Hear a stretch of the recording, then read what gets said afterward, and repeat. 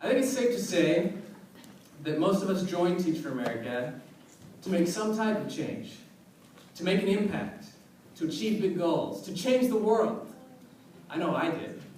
I was going to be a transformational change agent. I picked out my secret agent costume and everything. I was going to be a history teacher, come in on different days, dressed as different people, and I was set.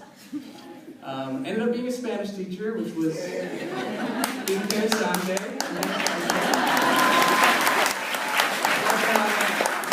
Nevertheless, I still feel that I left a mark that will be felt at my school for a long time.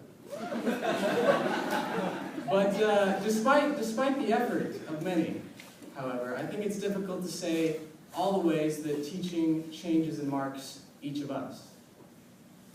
I know I didn't expect to be marked in so many different ways. For one thing, money is in completely different perspective now. When I came home a while back, my roommate comes in with a parking ticket and he tells me how much it costs. And before I was a teacher, I'd been like, dang man, that sucks.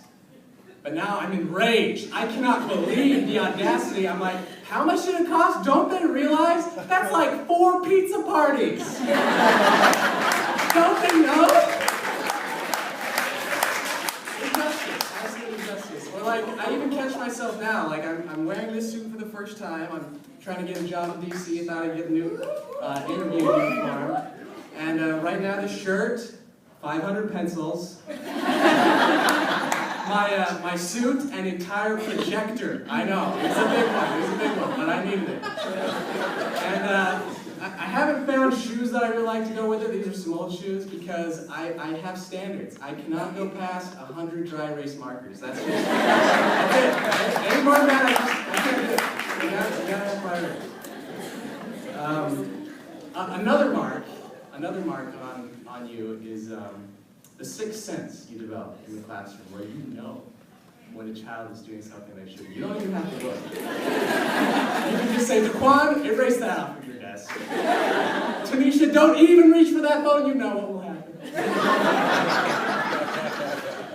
Or when Eric isn't feeling it that day, and so you decide to get out your secret stash of special serrated Post-it notes and leave him a note thanking him for being one of your star students. And then talking to Eric's mom later, in the midst of sobs, thanking you for being the only reason why Eric decided to stay in school. It leaves a mark. But the biggest mark is the knowledge we each have of the infinite worth and potential of each student. We saw the unique and invaluable gifts of Darian and Antonio, which were amazing, left a mark on all of us. Yet still too many of our students are written off as lost causes.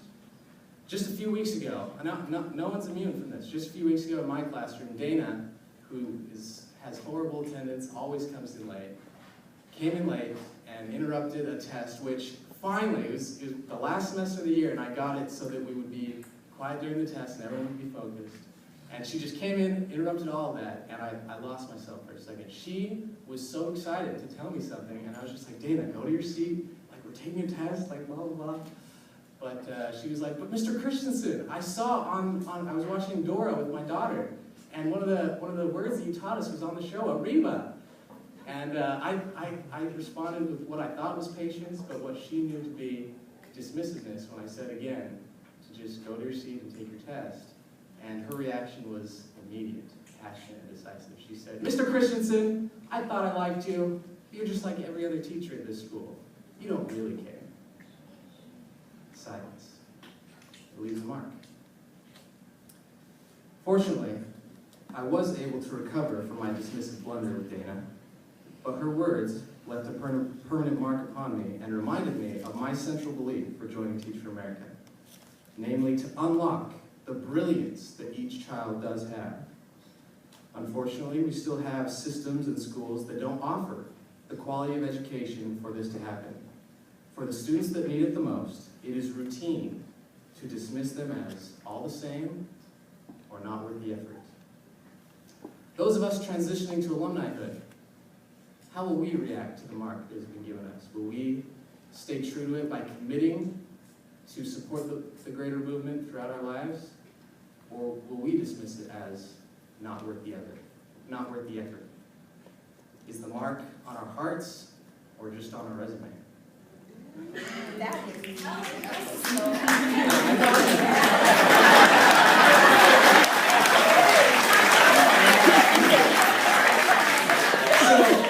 So one of my favorite quotes that has really taught me about commitment comes from the German author Goethe, and I read it whenever I need to renew commitment about anything that I've promised myself that I'm going to do. It goes, concerning all acts of initiative and creation, there is one elementary truth, the ignorance of which kills countless ideas and splendid plans. And that is that the moment one definitely commits oneself. I went to BYU, and the theme of the football team for 1 year was fully invested. Once you're fully invested, then you're a true fan. Or like when Jimmer Fredette was popular, that came back. And so I think that's what Kurt is trying to say. The moment you are that committed, you definitely commit yourself. Then providence moves too. All sorts of things occur to help one that would never otherwise have occurred. A whole system of events issues from that decision, raising in one's favor all manner of unforeseen incidents and meetings of material assistance, which no man could have dreamed would have come his way. Yeah, the rest of it's basically, if you were not that committed. You have to be committed. It's really good. It's really good. But, yeah. Anyway, one final mark that I leave with you comes from my 8th grade history teacher. At the time, I really didn't see the point, but he had us memorize this poem. And it's one of those things that has come to mean more to me over time. It goes, a bell's not a bell till you ring it. A song's not a song till you sing it. And the love in your heart wasn't put there to stay. Love isn't love till you give it away. By the same token, I submit that the mark of being a teacher wasn't put there to stay. A mark's not a mark till you believe one day.